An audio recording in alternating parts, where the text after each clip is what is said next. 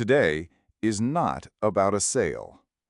It is not about a long weekend. And if you served, it is not really about you either.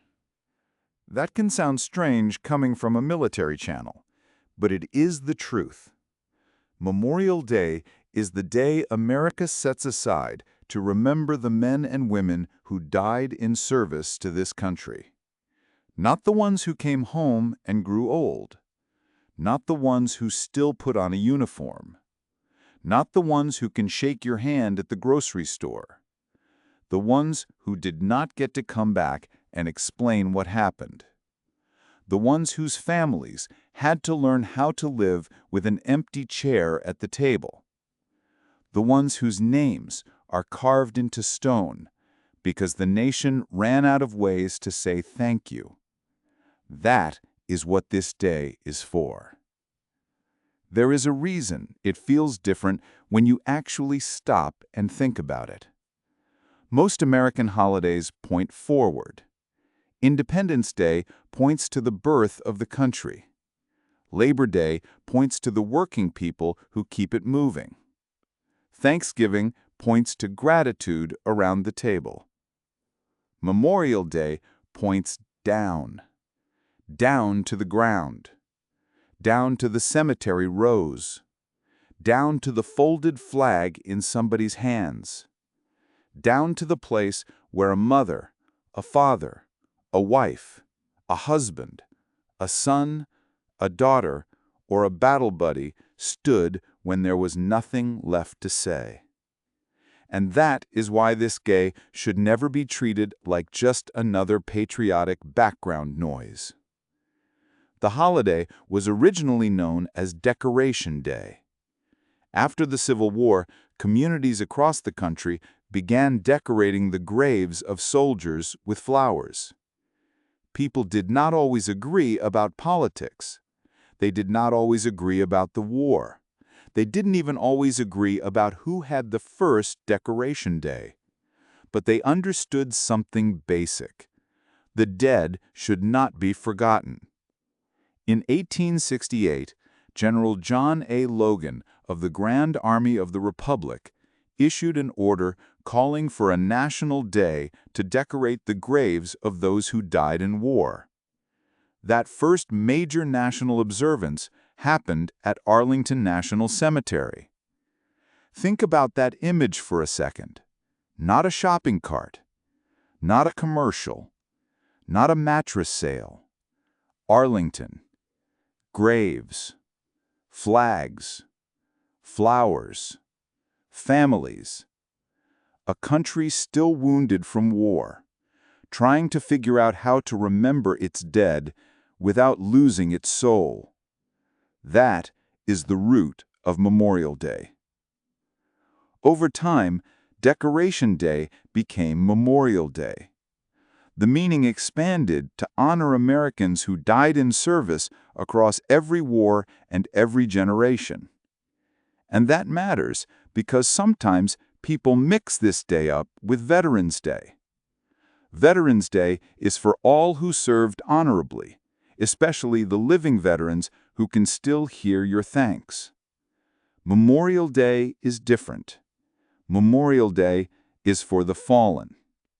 So if somebody says, Happy Memorial Day, you do not have to jump down their throat. Most people are trying to be kind. Most people are not trying to disrespect anybody. But if you want to answer in a way that teaches without being a jerk, say this: I appreciate it. Today is really about remembering the ones who did not make it home. That's enough. No lecture, no internet fight. Just a little course correction. Because the goal is not to shame people. The goal is to help people remember. And if you're a veteran watching this, you already know the weird feeling. People thank you for your service on Memorial Day, and part of you wants to accept it because they mean well. But another part of you knows your name is not the one this day is centered around. You got to come home. You got to complain about traffic. You got to drink bad coffee. You got to watch your kids grow or build a career or mow your grass or argue about dumb stuff online. That is not nothing. That is the gift. And the gift came with a cost somebody else paid, all the way to the end. That is why the best way to honor Memorial Day is not to perform sadness for the internet. It is to pause. It is to remember. It is to live like the freedom actually means something. You do not have to be dramatic about it. You can still grill. You can still sit with your family. You can still enjoy the long weekend. In a way, you should. Because the people we honor did not die so Americans could spend every Memorial Day frozen in guilt. They died in service to a country where ordinary people could live ordinary lives in peace. But enjoying the day and forgetting the meaning are not the same thing. So here is a simple way to do it right.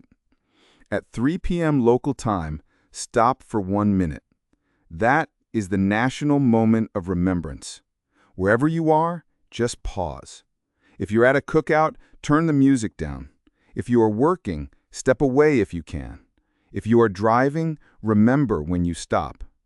If you have kids nearby, tell them what the minute is for. Say it plainly. This is for the Americans who died serving the country. That is how remembrance survives. Not because the government says a sentence once a year. Not because somebody posts a graphic. Because regular people pass the meaning down. One conversation at a time, 1 minute at a time, one name at a time. And if you personally know a name, say it. Say it out loud if you can. Not for attention, not for content, because names matter.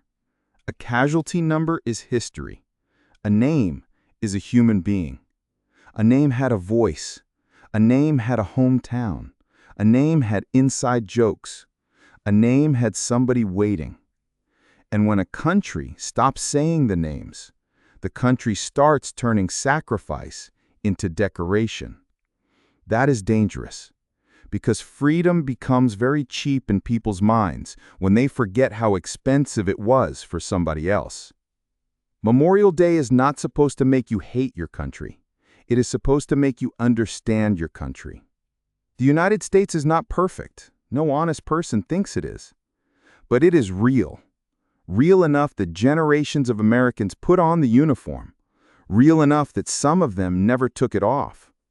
Real enough that families still visit grave markers and run their hands over names carved into stone.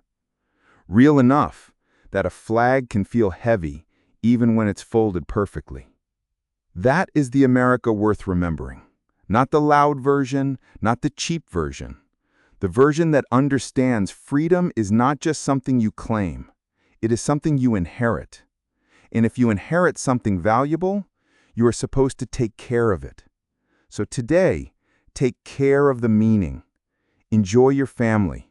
Enjoy the sun if you have it. Eat the food. Laugh with your people. But do not let the day pass like it is empty. At some point, pause. Look around at the life you still get to live. Then remember the Americans who gave up every ordinary tomorrow so the rest of us could keep having ours. That is Memorial Day. Not a slogan, not a sale, not a thank you meant for the living. A promise to the fallen. You are not forgotten, and we will try to live worthy of what you gave.